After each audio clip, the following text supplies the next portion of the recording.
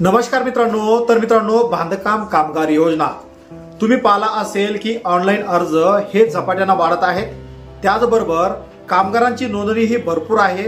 शैक्षणिक क्लेम जर टाकायचा असेल किंवा इतर कुठला क्लेम जर तुम्हाला टाकायचा असेल तर तुमची नोंदणी ही ऍक्टिव्ह असणं गरजेचं आहे।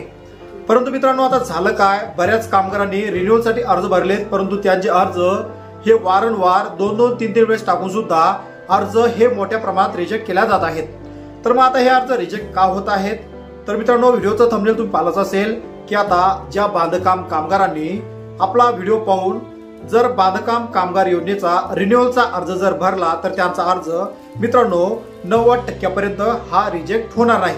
तर रिजेक्ट होण्याची कारण बऱ्याच व्हिडिओमध्ये आपण एक्सप्लेन केले आहे, परंतु आजचा हा व्हिडिओ ज्या कामगारांचे अर्ज वारंवार रिजेक्ट होत आहेत त्यांच्यासाठी मित्रांनो विशेष आहे। तर मित्रांनो, या व्हिडिओला सुरुवात करण्याआधी चॅनलवर तुम्ही पहिल्यांदा असाल चॅनलला सबस्क्राइब करून बाजूला असलेल्या बेल आयकॉनला नक्कीच प्रेस करायचा आहे, अशाच प्रकारचे महत्त्वपूर्ण अपडेट व्हिडिओ तुम्हाला भेटत राहण्यासाठी। तर चला करूया मग आता व्हिडिओला सुरुवात। तर मित्रांनो, बांधकाम कामगार योजना ही राज्य सरकारची आणि कल्याणकारी मंडळ यांनी टाईप केलेली एक सर्वात महत्त्वाची योजना आहे। या योजनेमार्फत महाराष्ट्रातील बांधकाम कामगारांना वेगवेगळ्या प्रकारच्या स्कॉलरशिप असेल, वेगवेगळ्या प्रकारच्या योजना असेल, यांचा लाभ डायरेक्ट थेट त्यांच्या खात्यावर दिला जातो। परंतु या अगोदर बांधकाम कामगार योजनेची वेबसाईट ही बाहेरून बंद करण्यात आली होती। त्याचबरोबर बांधकाम कामगारांना तालुक्याच्या ठिकाणी जाऊन रिन्युअलचे अर्ज दिले होते, तरी त्यांचे अर्ज फिजिकल व्हेरिफिकेशन झाल्यावर सुद्धा मोठ्या प्रमाणात रिजेक्ट करण्यात आले आहेत। आणि आता बाहेरून साईट सुरू केल्यामुळे बऱ्याच ऑनलाईन केंद्रावर जाऊन या कामगारांनी हे अर्ज ऑनलाईन केले आहेत, तरी पण सुद्धा त्यांचे अर्ज मोठ्या प्रमाणात हे रिजेक्ट केल्या जात आहेत। तर मग आता हे रिजेक्शन होण्याचं कारण काय आहे? सर्वात पहिलं आणि महत्त्वाचं कारण म्हणजे बांधकाम कामगारांनी जे 90 दिवसाचा फॉर्मेट भरलेला आहे तो फॉर्मेटच त्या ठिकाणी चुकीचा पद्धतीचा घेतला आहे। तर मित्रांनो, हा फॉर्मेट तुम्हाला मिळवायचा असेल तर आपल्या व्हॉट्सअप ग्रुपवर हा फॉर्मेट त्या ठिकाणी टाकणार आहेत। तिथून तुम्ही फॉर्मेट घेऊन अर्ज व्यवस्थित भरून ऑनलाईन सुद्धा करू शकता, किंवा आपलं एक टेलिग्राम चॅनल आहे, या टेलिग्राम चॅनलवर सुद्धा हा फॉर्मेट तुम्हाला एकदम फ्रीमध्ये मिळून जाईल।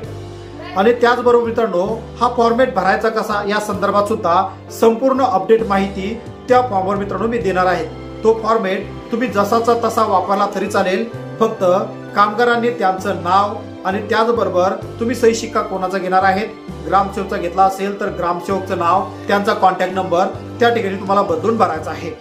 तर मित्रांनो, दुसरा महत्त्वाचा मुद्दा म्हणजे असा की ज्या कामगारांनी जो ग्रामसेवक असेल, इंजिनियर असेल, ठेकेदार असेल, त्यांचा 90 दिवसाचा जो फॉर्मेट घेतला आहे त्या फॉर्मेटवर जो सही शिक्का घेतला आहे, शिक्का हा मित्रांनो 2 ठिकाणी घ्यावा लागतो। एक फोटोवर घ्यावा लागतो आणि एक खाली आडव्या स्वरूपात शिक्का हा घ्यावा लागतो।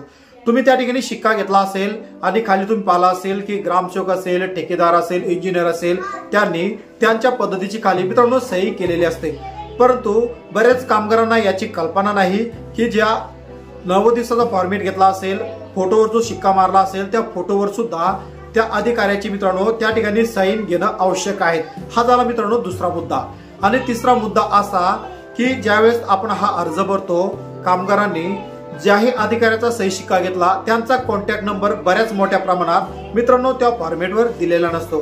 तो फॉर्मेटवर सुद्धा त्यांचा कॉन्टॅक्ट नंबर असणं गरजेचं आहे।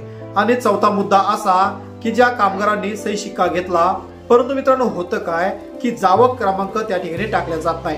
तर मग कामगार काय करतो, त्यांच्या हाताने अंदाजे त्या ठिकाणी जावक क्रमांक टाकतो आणि जावक दिनांक सुद्धा टाकतो। तर हे सुद्धा असणं त्या ठिकाणी गरजेचं आहे। ज्या कामगारांनी अशा प्रकारे अर्ज भरला त्यांचा अर्ज मित्रांनो हा रिजेक्ट होत नाही। त्याचबरोबर नियोक्त्याचा जो खाली तपशील असतो त्या तपशिलाची मित्रांनो त्या ठिकाणी आवश्यकता नाही, तो तपशील तुम्ही त्या ठिकाणी हटवून टाकायचा आहे। ही संपूर्ण कार्यप्रणाली जर तुम्ही राबवली तर तुमचा अर्ज हा 90% पर्यंत मित्रांनो रिजेक्ट होणार नाही। तर ही रिजेक्ट न होण्याची सर्वात महत्त्वाची मित्रांनो कारण आहे। त्याचबरोबर तुम्ही ऑनलाईन करते वेळेस अर्ज स्कॅन कसा केला, अर्जासोबत तुम्ही अपलोड काय काय केलं हे सुद्धा महत्त्वाचं आहे। 90 दिवसाच्या फॉर्मेट सोबत तुम्ही ठेकेदाराचा, इंजिनियरचा जर सही शिक्का घेतला तर त्या फॉर्मेट सोबत तुम्हाला त्यांचं लायसन्स असलेलं जे प्रमाणपत्र आहे हे प्रमाणपत्र सुद्धा अपलोड करणं गरजेचं आहे। तर मित्रांनो, ज्या कामगारांनी ही संपूर्ण कार्यप्रणाली राबवली त्यांचा अर्ज हा रिजेक्ट होतच नाही। तर त्याचबरोबर मित्रांनो, तुम्हाला अर्ज हा ऑनलाईन करायचा आहे। अर्ज तुम्ही घरबसल्या सुद्धा करू शकता। अर्ज करणं एकदम सोपं आहे, परंतु बऱ्याच कामगारांना याचा अर्ज हा ऑनलाईन केला जात नाही बऱ्याच ऑनलाईन सेंटरवाल्यांना अर्ज व्यवस्थित अपलोड केला जात नाही। त्यामुळं तुम्हाला जर अर्ज भरायचा असेल तर तुम्ही कमेंट बॉक्समध्ये कमेंट करून सुद्धा अर्ज मला पाठवू शकता, किंवा जो माझा व्हॉट्सअपचा ग्रुप आहे किंवा तुमचा पर्सनली कॉन्टॅक्ट मला करून किंवा पर्सनली मेसेज करून मी माझा स्क्रीनवर व्हॉट्सअप नंबर दिला आहे, या नंबरवर तुमची संपूर्ण कागदपत्र पाठवून तुमचा अर्ज सहज घर बसल्या मित्रांनो न चुकता ऑनलाईन करू शकता। तर मित्रांनो अशा प्रकारे तुमचा अर्ज वारंवार रिजेक्ट होत असेल तर तुम्ही संपूर्ण ही पद्धती वापरून तुमचा अर्ज हा रिजेक्ट होणार नाही। त्याचबरोबर मित्रांनो महत्त्वाचा मुद्दा म्हणजे बऱ्याच ऑनलाईन केंद्र चालकांनी सेंटर तर सुरू केलं परंतु त्यांच्याकडे CSC ID हा नसतो। जर तुम्हाला CSC ID मिळवायचा असेल तर तुम्ही सुद्धा संपूर्ण कागदपत्र मला व्हॉट्सअपवर पाठवून CSC ID फक्त 6 दिवसामध्ये मित्रांनो घरबसल्या मिळू शकता। तर CSC ID मिळवण्यासाठी तुम्ही सुद्धा संपर्क करू शकता।